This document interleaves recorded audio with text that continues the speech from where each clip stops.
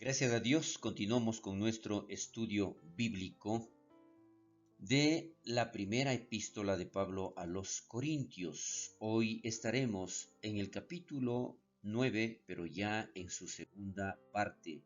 En este capítulo estamos revisando los derechos de un apóstol, en donde Pablo declara estos derechos como apóstol que él es. Entrando ya a los versículos del 7 al 14, el por qué Pablo tiene el derecho de ser apoyado por aquellos que él ministra.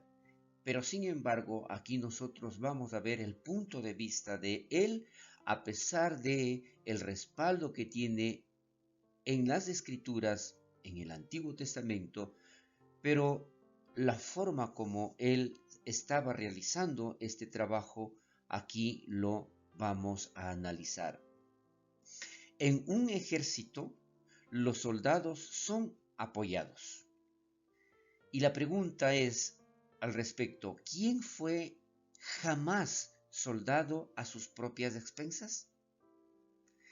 Nuevamente vemos a través del ejemplo de el granjero que es alimentado por el campo que él trabaja.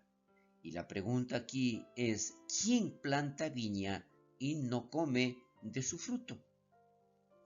En el otro ejemplo de el pastor, dice, el pastor es sostenido por las ovejas que cuida. Pregunta, ¿o quién apacienta el rebaño y no toma de la leche del rebaño?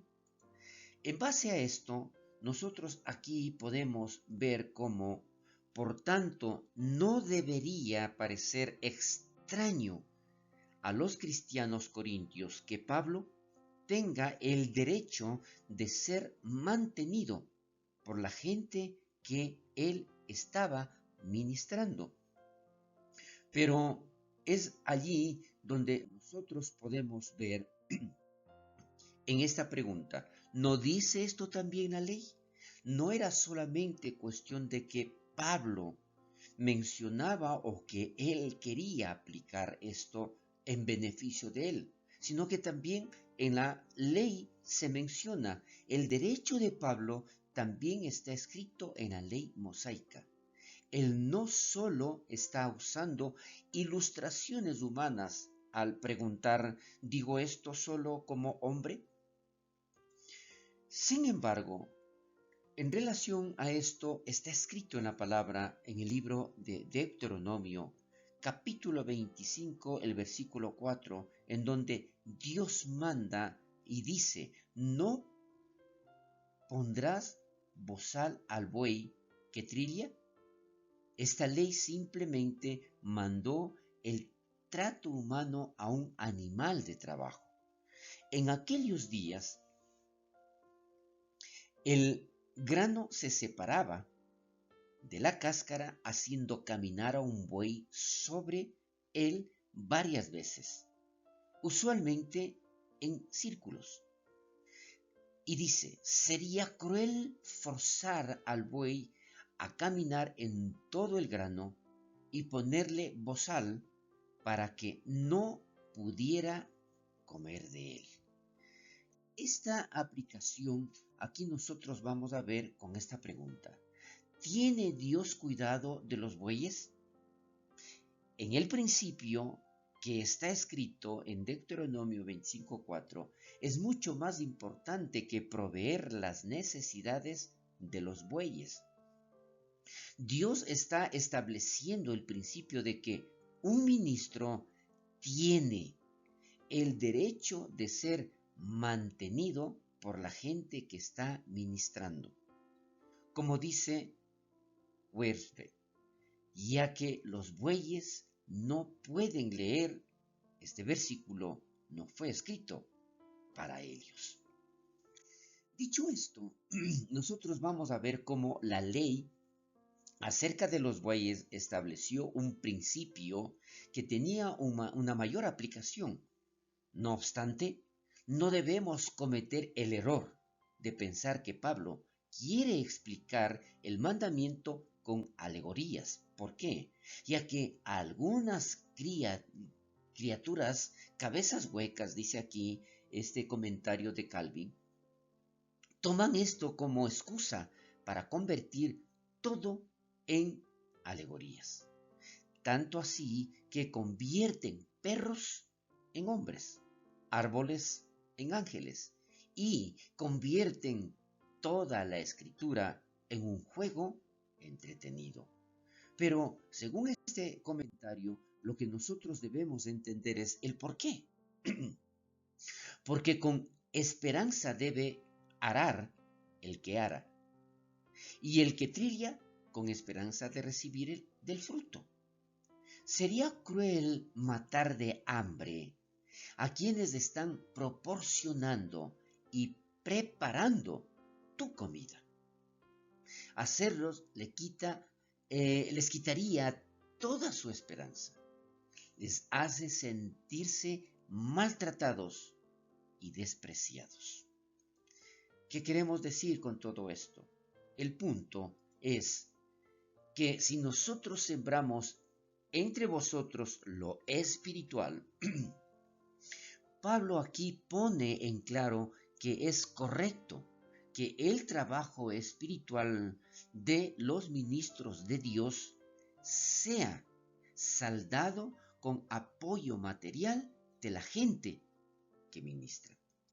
Ahora, si todo esto tiene muy claro Pablo, esto él está transmitiendo al pueblo de Corinto, pero si otros participan de este derecho, porque no se trataba solamente de Pablo, no es lo que él estaba indicando, que él merecía este derecho de las personas a quienes ministraba, sino que había antecedentes de otros discípulos.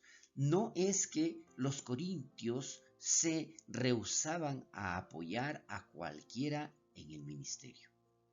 No, otros participaban de este derecho. Había otras personas que recibían ese apoyo. El problema con los cristianos corintios es que se rehusaban a apoyar a Pablo. ¿Y por qué? Pensaban menos de él porque no lo recibían. ¿A qué se refiere todo esto? En que Pablo no exigía, él hacía otros trabajos para mantenerse y para mantener. Pero no hemos usado de este derecho, decía Pablo, por no poner ningún obstáculo al Evangelio de Cristo. Casi con la misma fuerza que Pablo afirma su derecho a ser apoyado por la gente que él ministra, él afirma también su derecho de no usar tal derecho, si usándolo puede obstaculizar el Evangelio de Cristo. Entonces él decía, no, para que esto no sea problema, perfecto, yo no voy a usar de ese derecho, yo voy a realizar mis trabajos personales adicionales para mantenerme, pero no voy a permitir que eso sea un obstáculo para yo proclamar la bendita palabra de Dios. Aquí vemos entonces el verdadero corazón de Pablo, porque ¿qué es lo que él pretendía? Pagado o sin pagar, eso no le importaba a Pablo. Lo que importaba era la obra del Evangelio. Aquí viene una pregunta. ¿Era más efectivo para el Evangelio si Pablo recibía apoyo? Entonces él lo recibiría. ¿Era más efectivo para el Evangelio si Pablo tuviera que trabajar para mantenerse? Entonces él haría eso. Lo que importaba era que el Evangelio no fuera obstaculizado en ninguna forma. Aquí entonces vemos claramente lo que Pablo pretendía.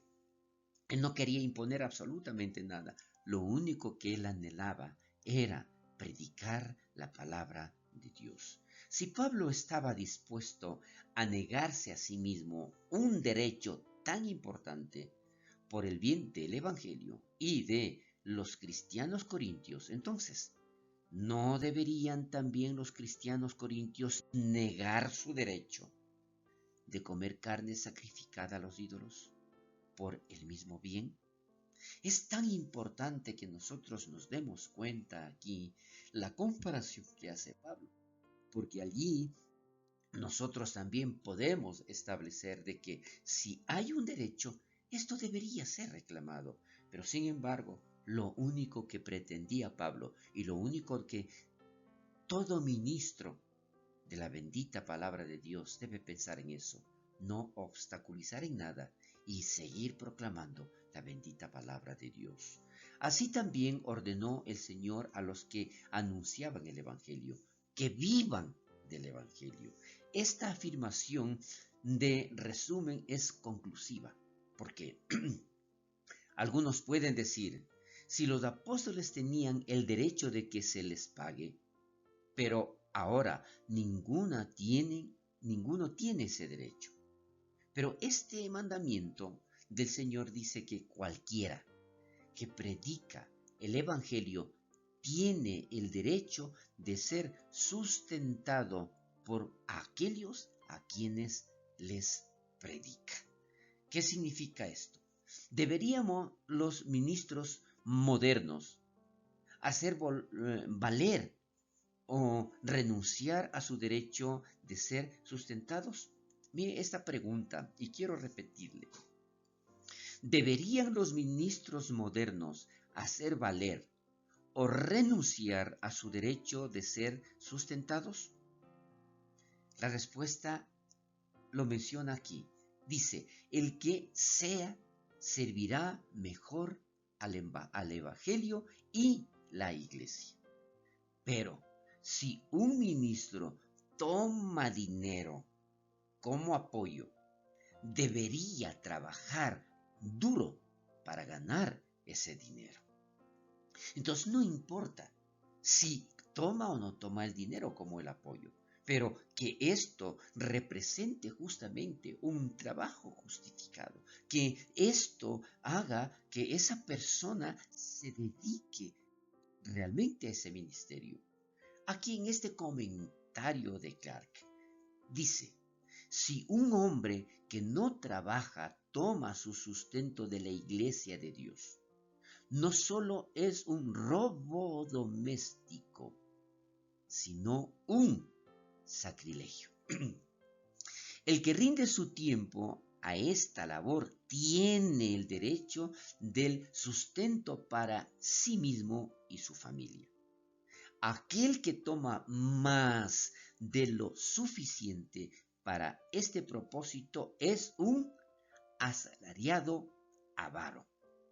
El que no hace nada por causa de Dios y la religión, y aún así obliga a la iglesia a sustentarlo, escuche esto por favor, y ministrar a su pereza, irregularidades, lujos, avaricia y ambición, es un monstruo para quien el lenguaje humano todavía no tiene nombre.